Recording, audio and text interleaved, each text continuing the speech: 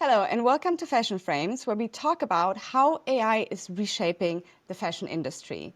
And AI is making headlines, but behind all that buzz are real decisions, budgets, and business challenges. And that's why, Chris, I'm so happy to have you here. You have seen this from the front lines of the fashion, but also retail world. And with your deep knowledge in sales, and now your new role at FLixstock, it would be amazing to see your perspective or hear your perspective on AI in fashion.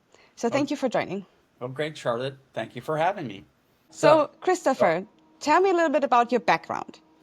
So, just the short version is grew up in New York, went to school out west, the west coast of the U.S., started working in computers, and then moved to computer software and have managed global software sales teams for a long time. A lot of it has been in the e-commerce world, helped take a couple companies public. And then I started working for a company in the image retouching industry. And that's where I learned most of my information on image retouching and how computers and AI have become such a big part of that process. And again, if you're not using AI, I think you're falling behind. So let's talk about the state of the fashion today. From bankruptcies to supply chain struggles, there's a lot going on at the moment.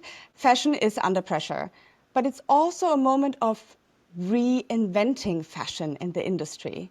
What do you see as the biggest challenges brands and retailers are facing in 2025? So I think the biggest challenges really are around speed and scale, right? So everybody wants content faster across more channels, and budgets are actually really tight.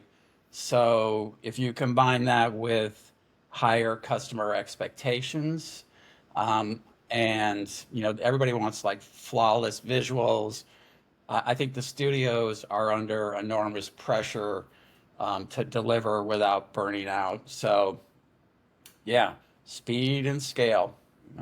Those are the biggest challenges I see.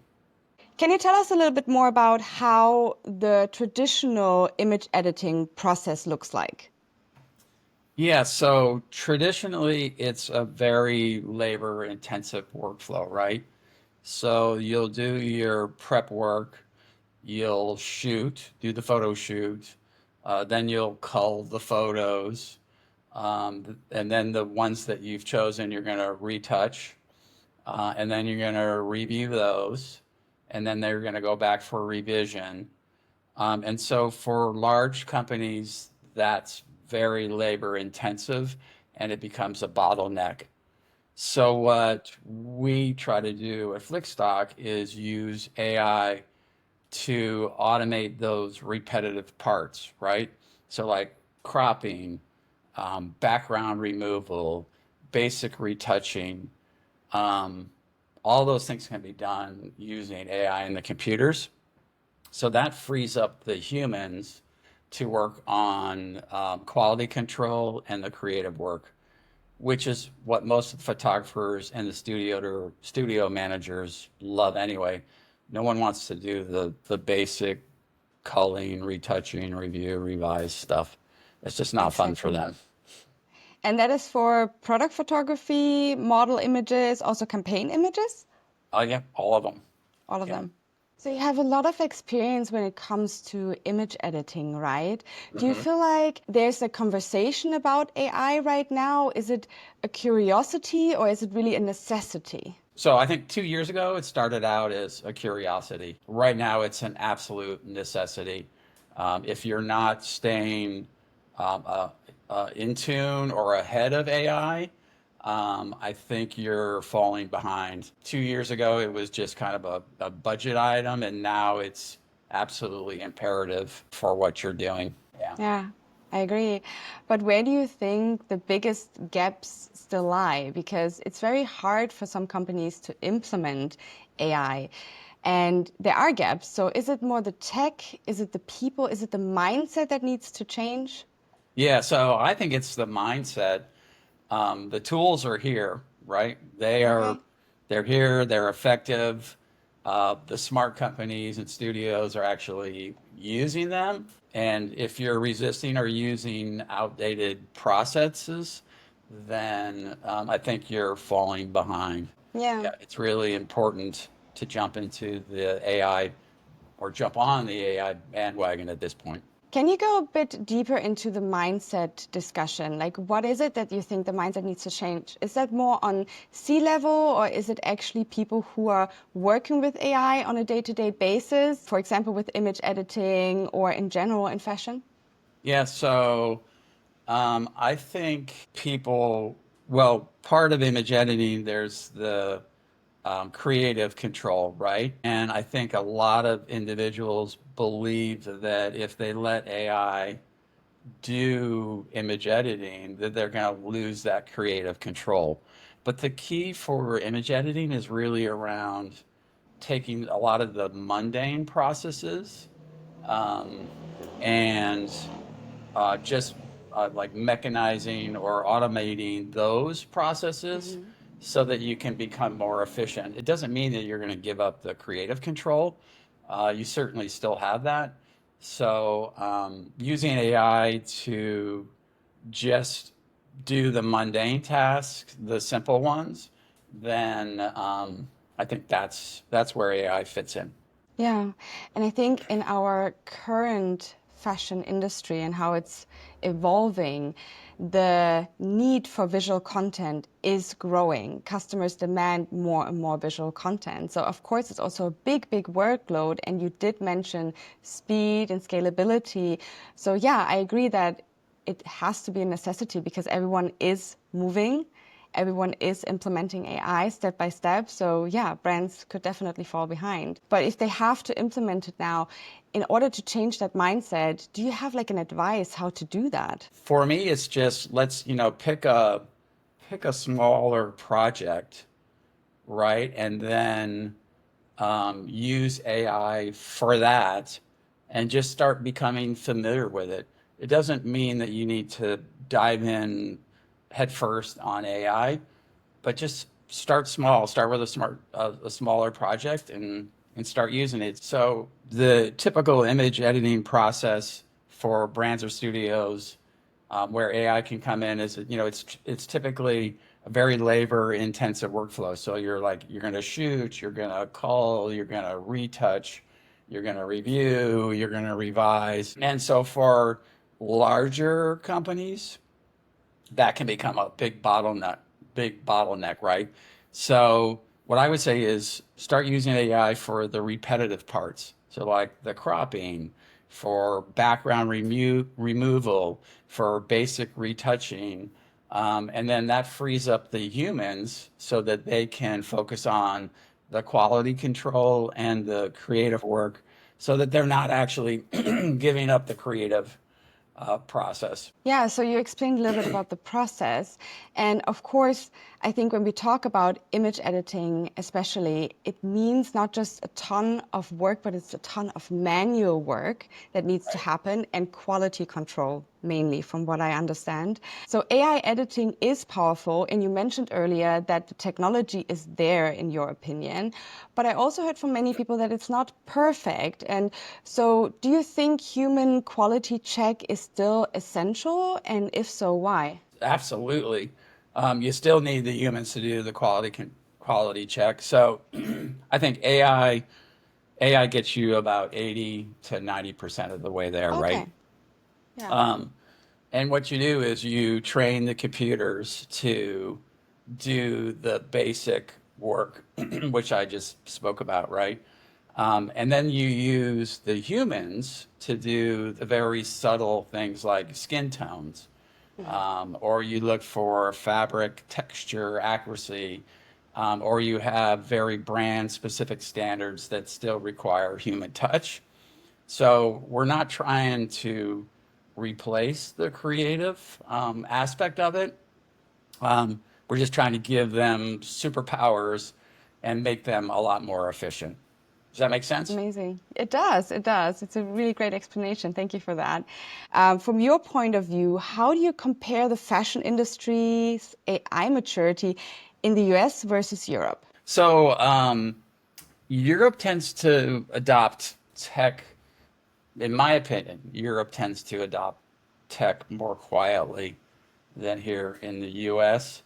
Um, and they seem to integrate it more deeply into their operations. Whereas the US tends to be, I think, a little bit louder in its marketing, but slower to embed that technology into their operations. So I guess the short answer is Europe seems to be a little bit more ahead of the curve. They don't make a lot of noise about it, but they're really good at taking the technology and making it happen quickly. Whereas, typically the U.S., we're going to go ahead and make a lot of noise, but we're not going to embed it into the operations as quickly as Europe. That's what I've seen so far. And in order to really get the best return of investment from implementing technology, really needs to be implemented into the workflow and into the operations. So you feel like the Europe is doing a better job at that? Yeah, yeah, absolutely. And I'm not sure why, but they just seem to be ahead of the curve and yeah, just do a better job. Interesting. And what lessons do you feel like each side can learn from the other? So I think Europe can benefit from our boldness, but the U.S. could learn from Europe's discipline and more long-term thinking, right? Long-term So strategy. yeah, Yeah, I don't think I understood fully what you meant with like the louder and then implementing it properly, but it makes sense with the long-term strategy. Now I can see that working. Like I've worked in the US as well as in Europe, and I can really tell like Europeans usually think about it quite thoroughly and then make sure that it's implemented in a long time strategy. So yeah, I yeah, can see and that. U.S. is more like, okay, let's just, go Yeah, ahead and, try it make out. this happen, and not take the more strategic, long-term, and discipline approach that the Europeans have. And I'm not sure why, but that's just what I've seen having been in this market for a little while. Yeah. But I do think then maybe, yeah, Europe can learn from this boldness, as you called it, in terms of just being very agile and sometimes just making a big move instead of overthinking. Like just go out there, test it, start it, instead of just thinking like 3 years ahead and be like, okay, maybe in 2 years we can think about AI and let's talk about the strategy then. You know what I Right. mean? Yeah. Exactly. Yeah. Perfect. Yeah, I love that. All right. So I love to talk a little bit about the future because AI is something that is developing so fast. It's moving so fast. But can we predict a little bit of where all of this is going? First of all, what excites you most about where AI is heading in fashion? Let's start with that.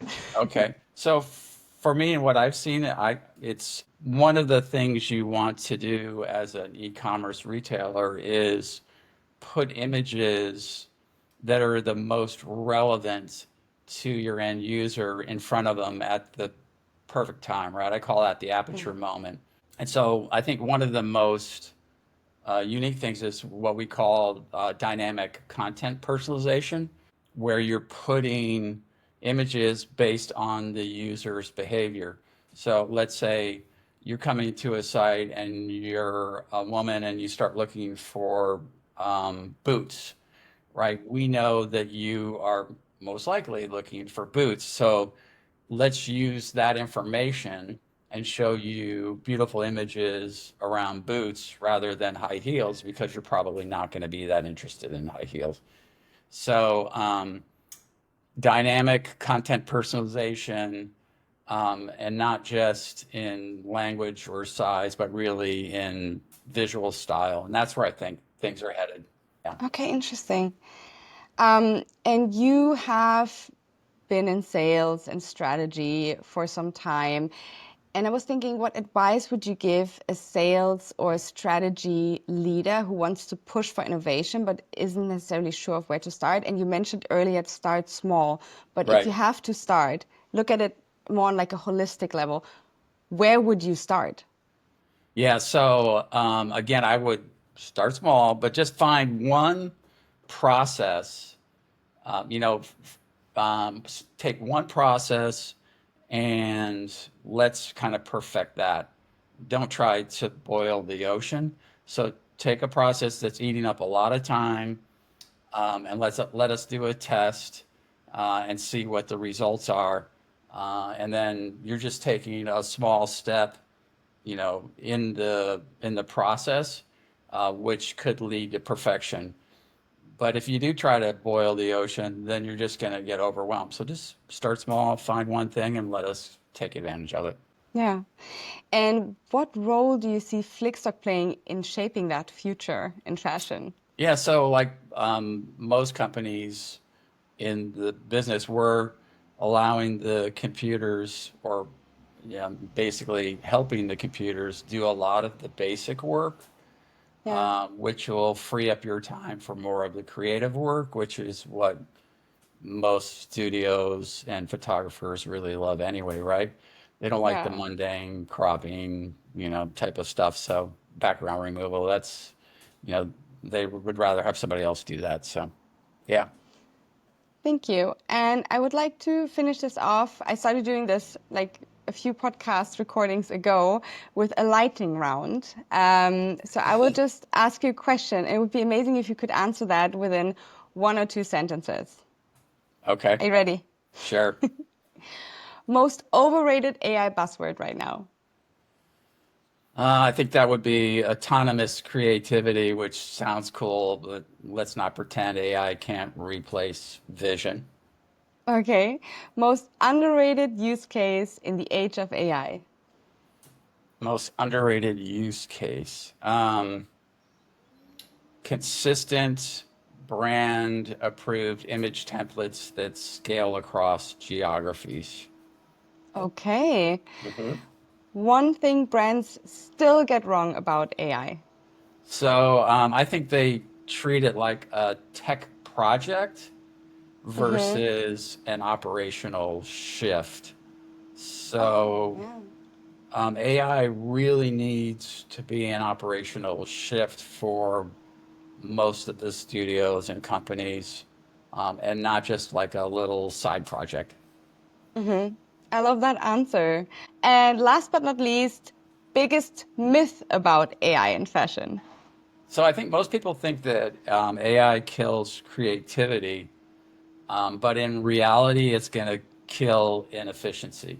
So yeah, jump on board. Use AI. I mean, I use AI for everything that I do, not just images, but for everything I do. Um, emails, sales forecasting, Hmm. spreadsheets, everything. So yeah, jump Why on board. stop there? Yeah, jump on board. AI is here. You need to start using it. Yeah.